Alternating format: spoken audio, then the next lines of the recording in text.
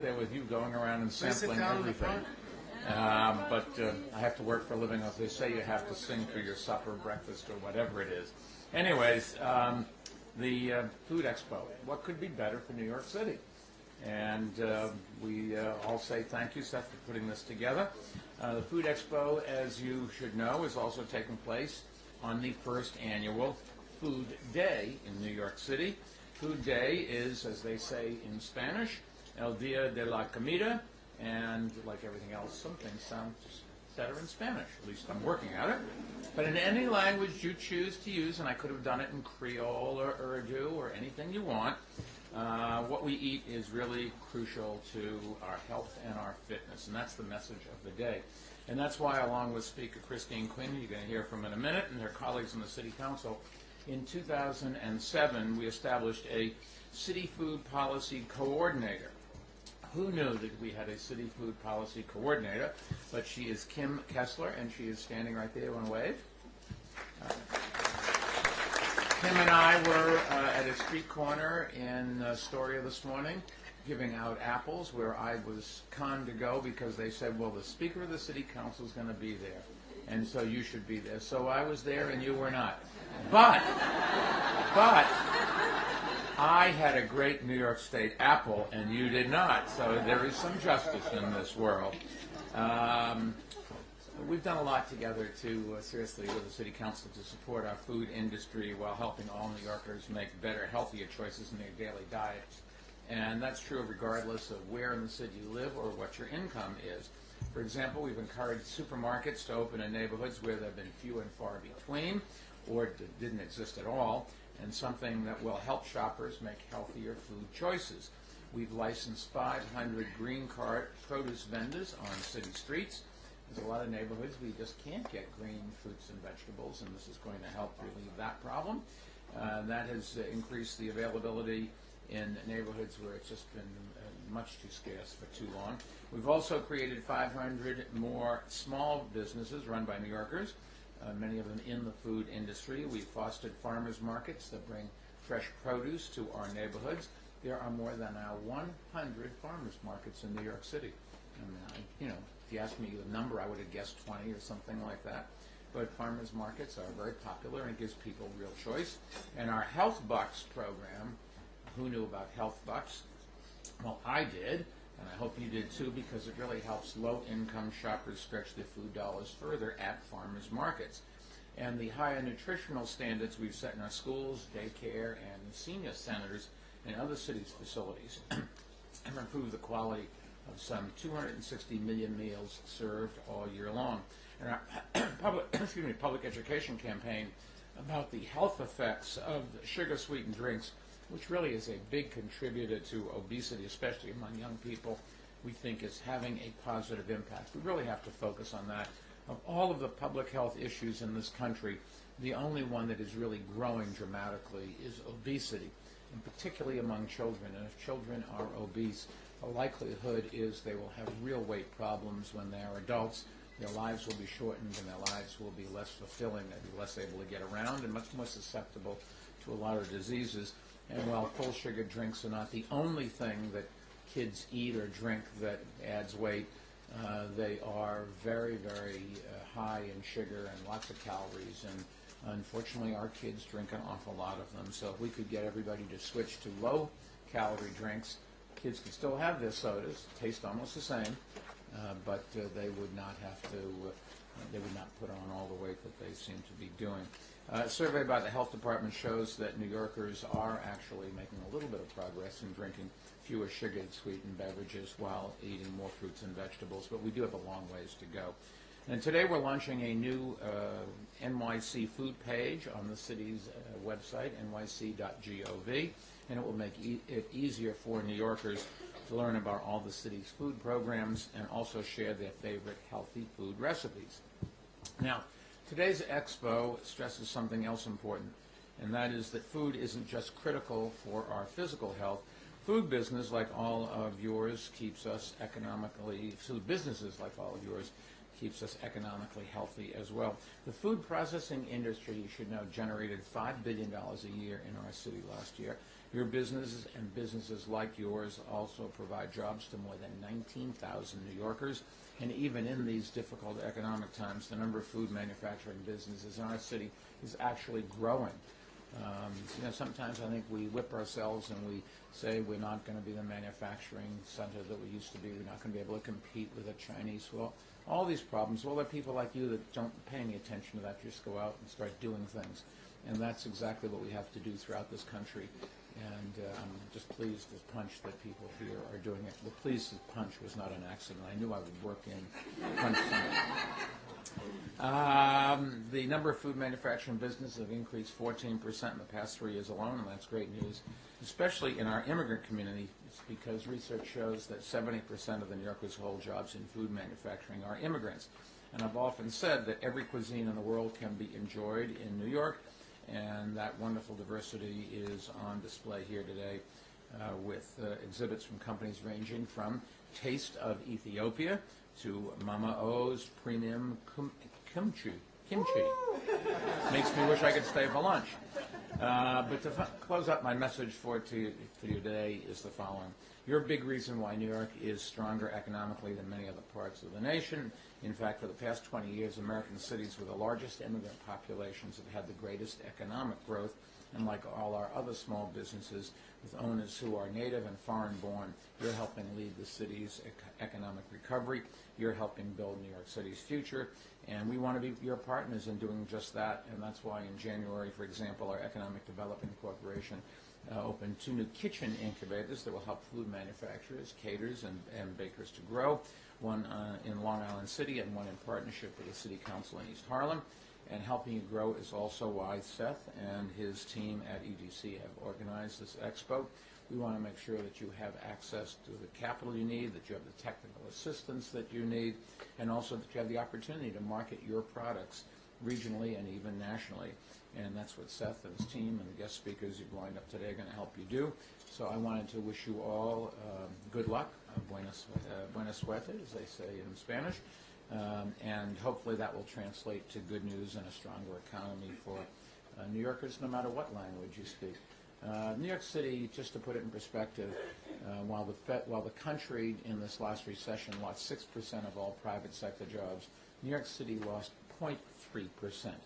Just think about the difference. And the reason is here people are more entrepreneurial. Here we have people from all over the world. Here we have an attitude of let's go do it rather than sit around and complain about how we got here or what the things that we can't do. I think as Americans and people who want to live here, we forget the great things and the great opportunities that still are in front of us. So let's go do it, and thank you. Hopefully this will help your businesses.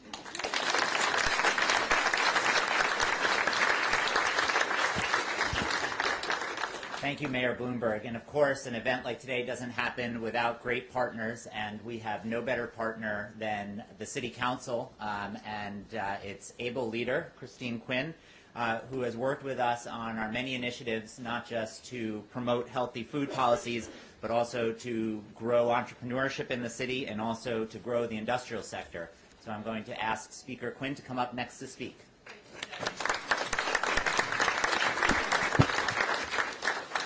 Well, thank you very much, Seth, and thank you, Mr. Mayor, and I'm going to remember that trick that if I say I'm going to be somewhere, the mayor goes.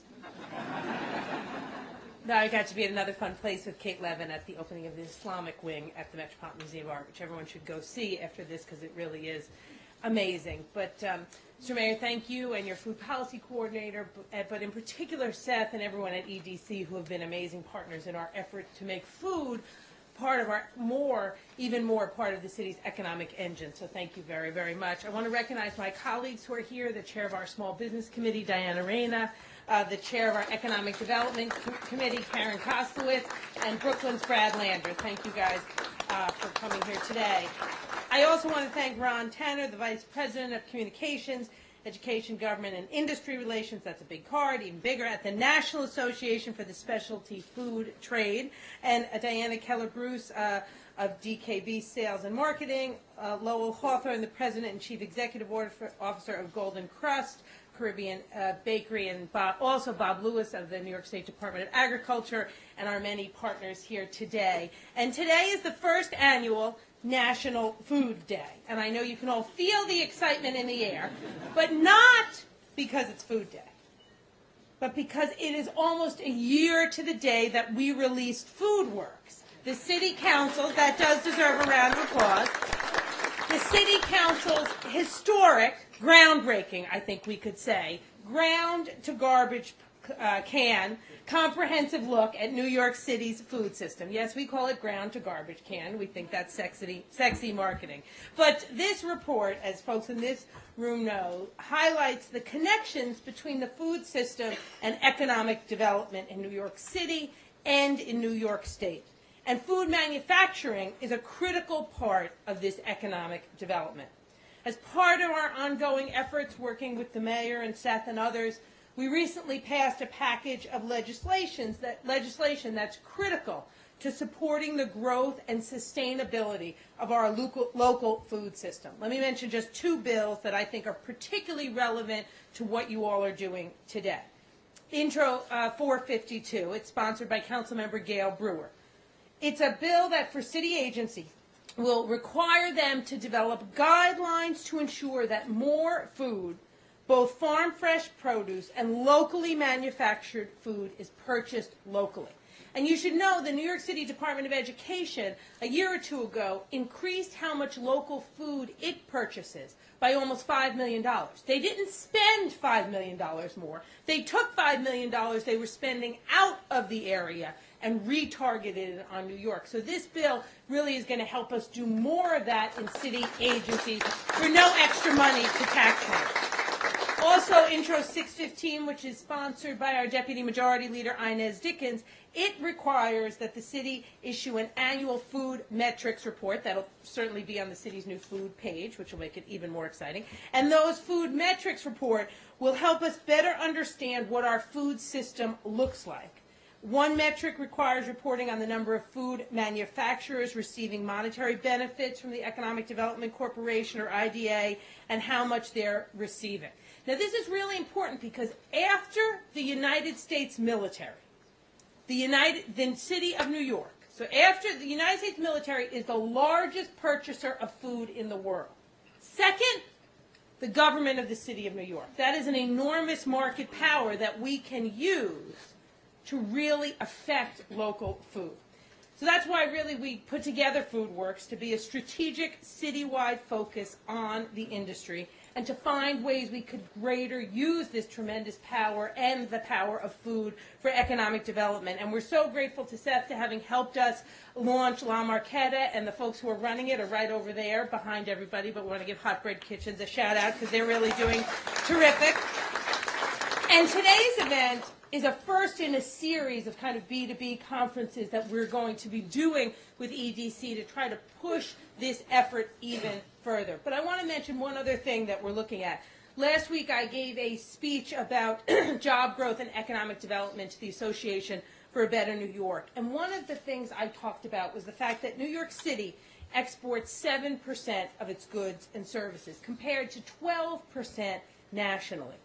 I think food is one area, not the only, but one area, particularly with our immigrant and ethnic focus that the mayor mentioned, where we could be doing much better exporting than we're doing. And today's conference, I'd urge you all to think about that and come up with good ideas, which then we could take and say that we came up with ourselves. And let me give you one example we're already running with in that area. Some of you may know Bob McClure of McClure Pickles.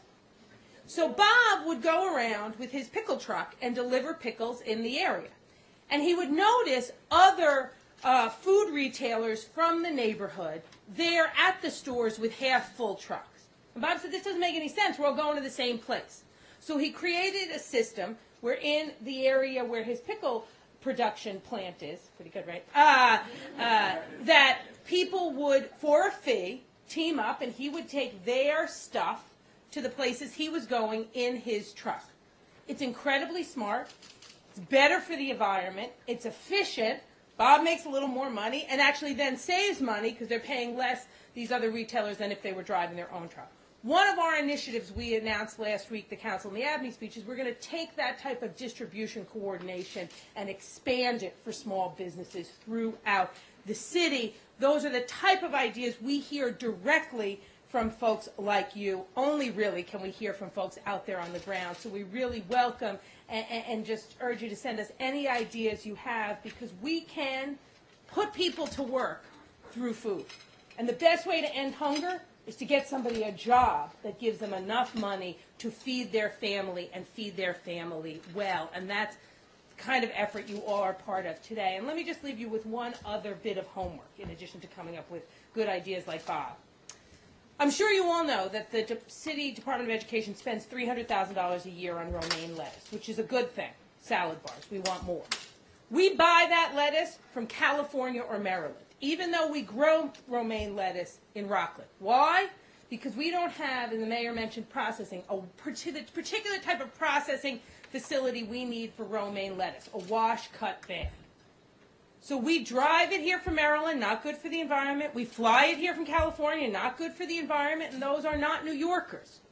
We need to all come together and decide we will find a space in New York City, convert it to a wash-cut bag facility, and those will be New Yorkers who will be washing and cutting and preparing lettuce for New York City salad bars, and then we can make sure that lettuce comes from upstate farmers. So, another bit of homework we need you all to help us with. Those are the kind of ideas that will come out of today, and will put New Yorkers back to work and keeping them working. So thank you all so much. And as we would say in Gaelic, as the mayor said in Spanish, mazel tov.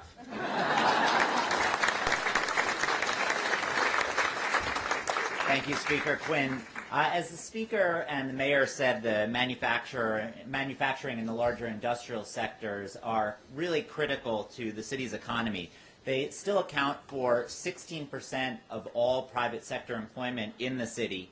And though they've faced challenges like they have across the country in recent years we've actually seen the beginning of stabilization in the sector.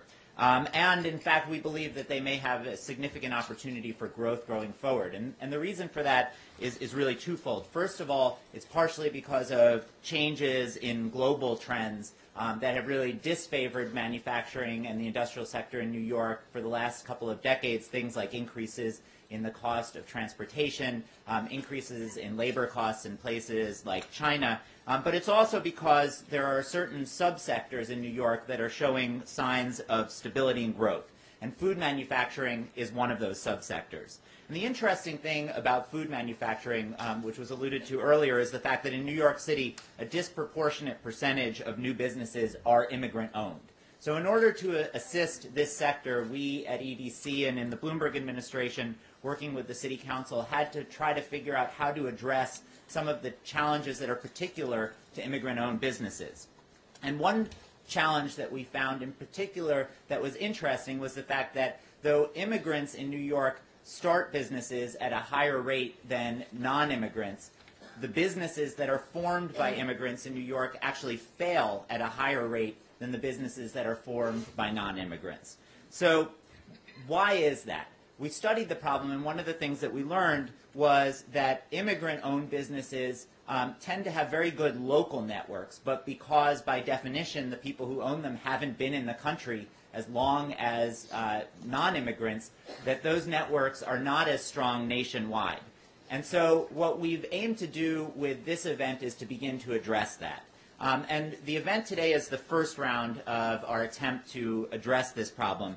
We've given businesses technical assistance that they need to be successful at trade events and to sell their businesses, their products nationwide. And we've brought in potential buyers to help to start to make the necessary contacts. But this is only the first round. The next round will involve a competition where businesses that participated in today's events and got the benefits of the services that we provided and other immigrant-owned businesses as well will compete for the right to appear at one of the largest national trade fairs held in the United States, the National Association for the Specialty Food Trade Fancy Food Show, which is held in Washington. And this food fair connects 15,000 buyers with 250,000 specialty food products.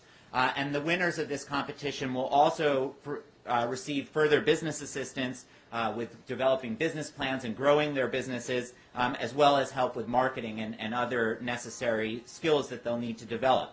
Our goal is to choose 4 winners out of this competition who will be chosen by a panel that includes representatives not just of EDC, but also from the City Council, the NASFT, the Brooklyn Chamber of Commerce, ITAC, CARP Resources, the Queens Economic Development Corporation, and others. So what we're looking for is businesses that are ready to go national, and our hope is to announce a winner from this competition sometime early in 2012, and then to turn this into an annual event. So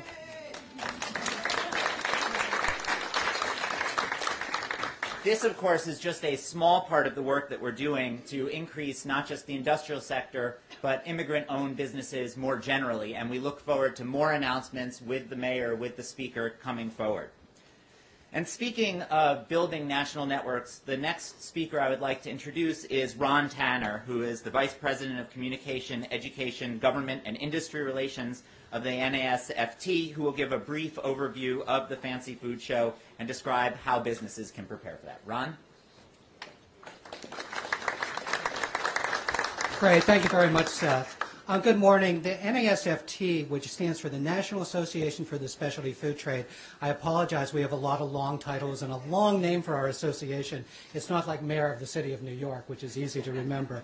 But we're delighted to be here and to help the New York Economic Development Council really put on this program and help the specialty food manufacturers that are here. The NASFT was born in New York City in 1952 on Hudson Street in the West Village.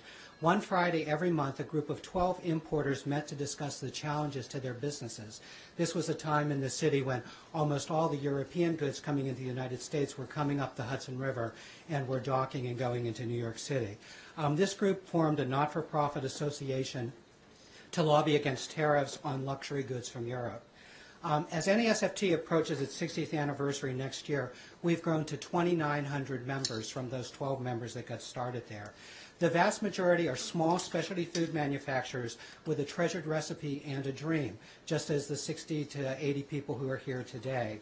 204 of our members are from New York City, and nearly 600 of our 2,900 members operate within 100 miles of New York.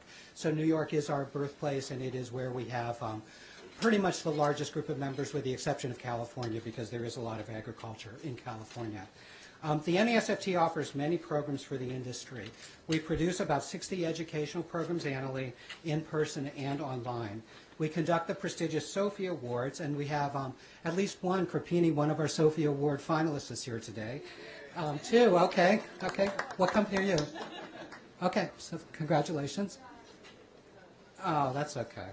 But anyway, we do the Sophie competition, and in the Sophie competition in 2001, we had 2,500 entries, which came into the NASFT offices on Madison Avenue and were tasted by about 9 or 10 different retailers.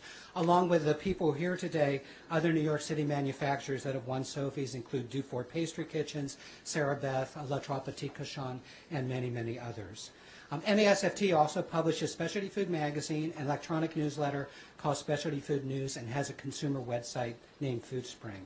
Yet our most visible activity is the Fancy Food Show. Begun in 1955 at New York's Astor Hotel, and in those days the show was open from 9 in the morning to 8 o'clock at night because the big buyers were from the department stores and they weren't allowed to leave until the stores closed. The show has grown to become one of the 20th largest trade shows in the U.S. The summer's Fancy Food Show is traditionally held in New York City in June and attracts 2,500 exhibitors, including companies from more than 70 countries. 24,000 buyers come to the show to see the best from around the corner and around the world. And Seth, we will be in Washington next year, but we're really looking forward to coming back to New York, where we've been for many years. And as soon as Javis gets updated, we will be back in there. The NASFT also works with Food Export Northeast to promote the export of U.S. foods. Manufacturers whose products consist of 50% U.S.-produced food can qualify for the branded program, and you can talk to Bob and Catherine from New York State. They will be able to tell you a little bit about that, and that reimburses 50% of their activities at the Fancy Food Show and at many other trade shows. We're excited to be working with the New York Economic Development Council to increase food manufacturing in New York City, which is the home of the NASFT. Thank you.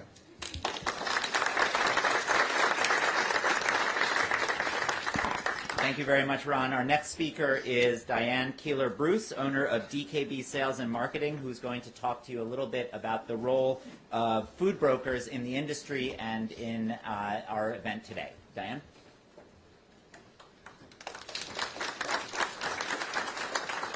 Thanks, Seth, for inviting me here.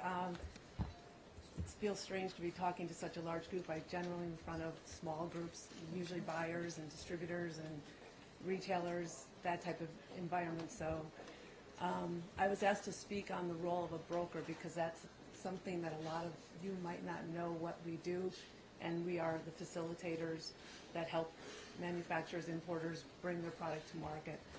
I started my business in 1990 because I saw a need for a broker to represent emerging companies that were with products that were in the early stages of the trend cycle, a lot like your products are here today. So you guys are picking up on trends and seeing what's going on, and you've got a passion, and you want to bring that to market. And that's what I felt, that there wasn't somebody out there to do that, to work with companies like yourself.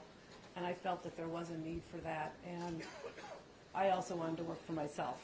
And the American dream of just not having somebody tell me what to do, when to do it, and how to do it. And I felt that coming from the retailing end and the manufacturing and importing, I had all those backgrounds, so I thought now I could help other people do it. My company is based in New York City, proud to say, and we represent some local manufacturers. We also work with U.S. manufacturers, we work with importers, and primarily specialty, natural, and organic. And so, and again, with the focus on you have to pick a market to work with, we focus primarily non-perishable grocery. So the definition of a broker, and that's where there's a lot of confusion because there's so many different kinds of brokers. What is a broker, and do I need a broker? And those are the kinds of questions you need to ask yourself. The definition of a broker is an independent salesperson or sales organization that represents a number of manufacturers or importers as their representative within a specified trade class, usually in a defined geographical area. Compensation is customarily based on an agreed percentage of sales, and that's how we're compensated. We're an outside employee. We're not an employee. We're an outside agency that they hire and working as their sales arm or in conjunction with their sales department. You need to understand there's different types of brokers: mass market, specialty, natural, manufacturers reps, military sales, food service, private label, and discounter and drug. And you might end up working with 1, 2, 3, you might work with all different kinds depending on your product, but you might end up wanting or needing multiple types of brokerages. We are the facilitators. We're the ones who speak the language of the customer and the language of you. And so a lot of times when you go see a customer, you're not sure what they're talking about. They talk about slotting fees. They talk about, intro fees. They talk about advertising allowances, all those types of things. You might not know what those things are. Then again, they come back and you say you need this, that they have to order in full pallets. They might not understand that if they're a smaller retailer. So we understand the different languages, and that's why we act that way as a facilitator. I'll be around afterwards if anybody has questions. I'll be here. So if it's something, again, with the NASFT, if you're a member, you will have access to the whole network of brokers. There's a listing of over 100 that are members, and they're national. Some are local, some are regional, some are national brokers, and depending on what territory you'd like to enter into. So thanks again for having me here, and good luck to everybody. Thank you, Diane. That's very helpful. Our final speaker today is an example of exactly the kind of success that we're looking to come out of all of the businesses that are here today. This speaker is Lowell Hawthorne, who is president and CEO of Golden Crust Caribbean Bakery and Grill. Now, Lowell came to the United States from Jamaica in 1981, and 8 years later started his business. Today, that business operates in 9 different states and employs over 1,000 people. So Lowell, if you can come up and tell us a little bit about your story, that would be great.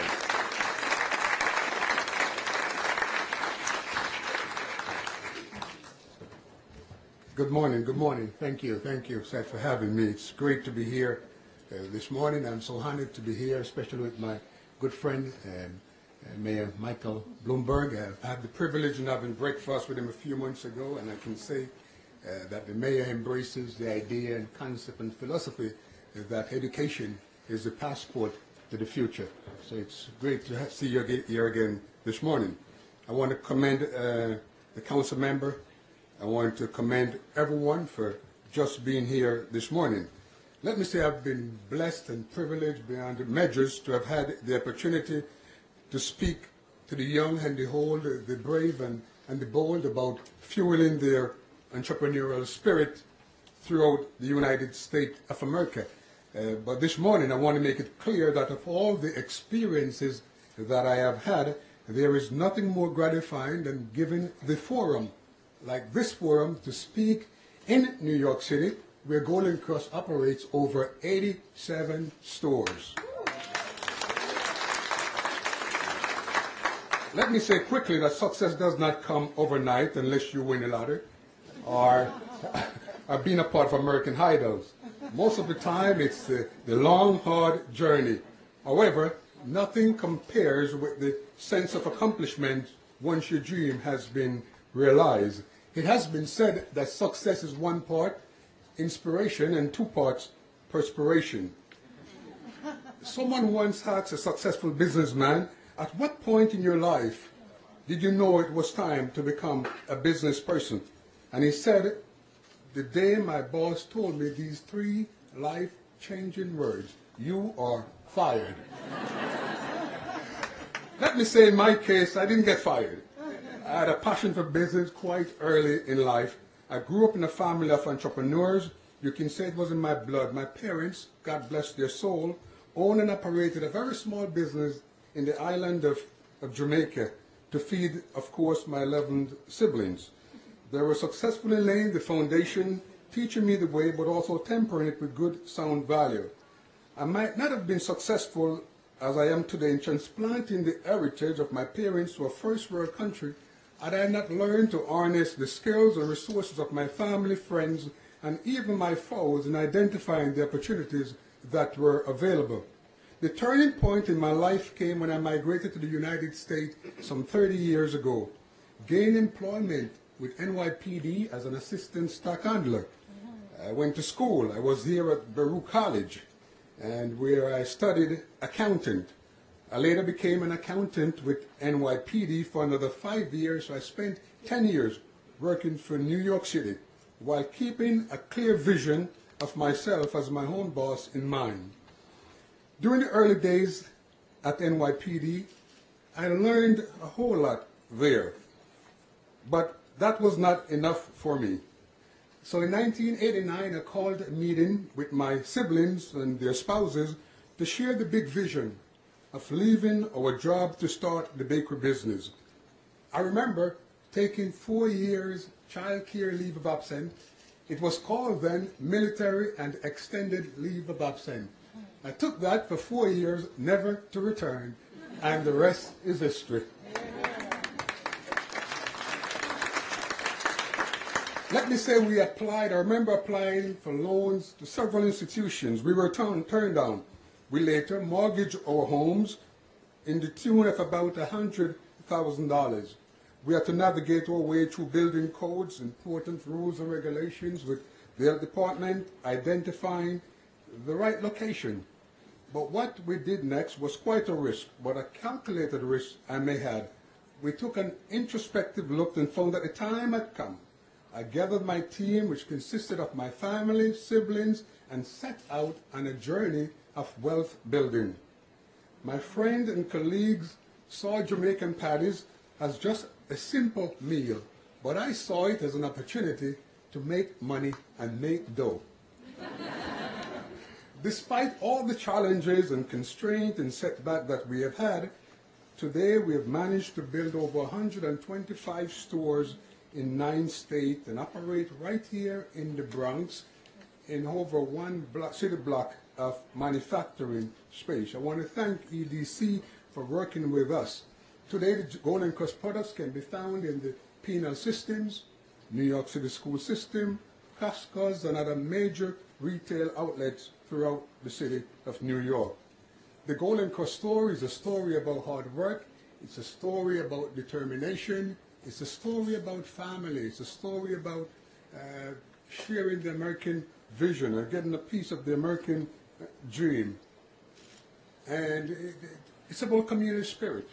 We're very much involved in education.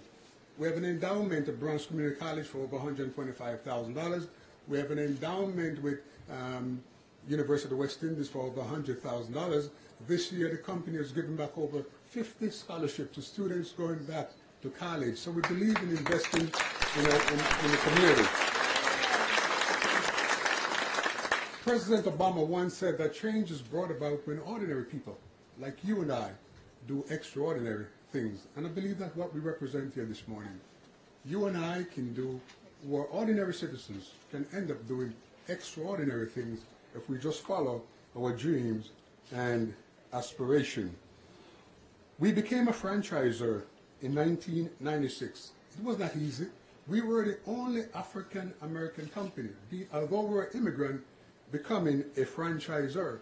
We recognized it was a 1.3 trillion business. We recognized that it made up at the time some 3% of the GDP, and it was a tremendous opportunity for us as an organization.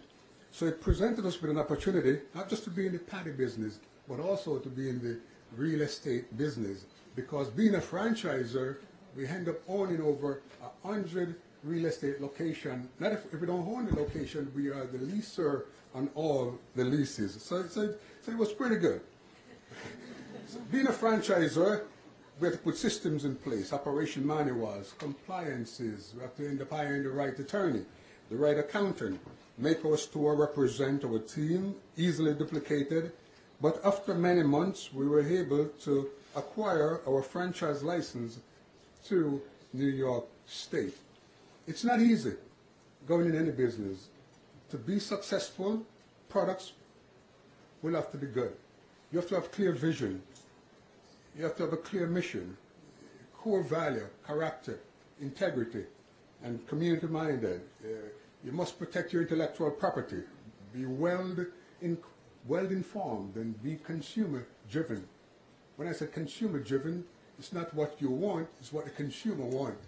I remember at one point we wanted to send paddy to the Middle East, and we were told that in order to do that, we must be a halal institution.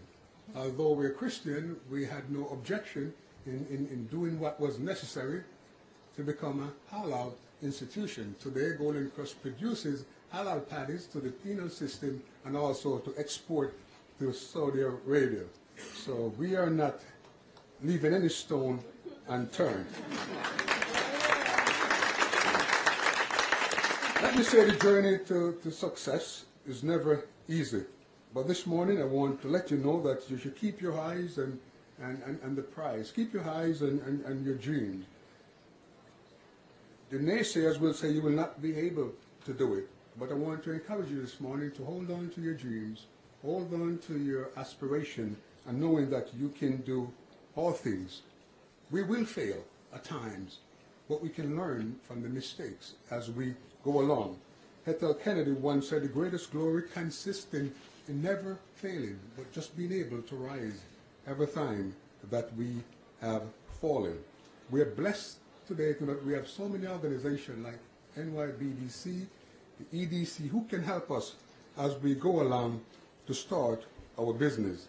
Let me close by saying Golden Crust revenue continues to exceed sales projection. I had not thought or known that 20 years later, a business that started with $100,000 would be grossing more than $100 million in revenue per year. So that is excellent, and we are extremely proud of our achievement. Had I not stepped out there, I think I'll still be living from paycheck to paycheck. But luckily, I put my shoulders to the wheel and kept going. And I feel that profound sense of personal accomplishment that I want you to be able to experience.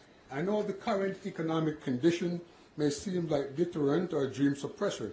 However, you cannot afford to allow your vision to die or live and fulfill.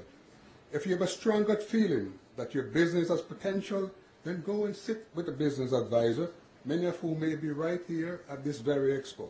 Talk with the expert who can help you to analyze the pros and cons and assist you in your journey to success. Ladies and gentlemen, I want to thank you all for listening. To the organizer, thank you for the opportunity to speak on a topic that still excites me to the bone, for it is through entrepreneurship that I have found financial liberty. God bless you. Yeah.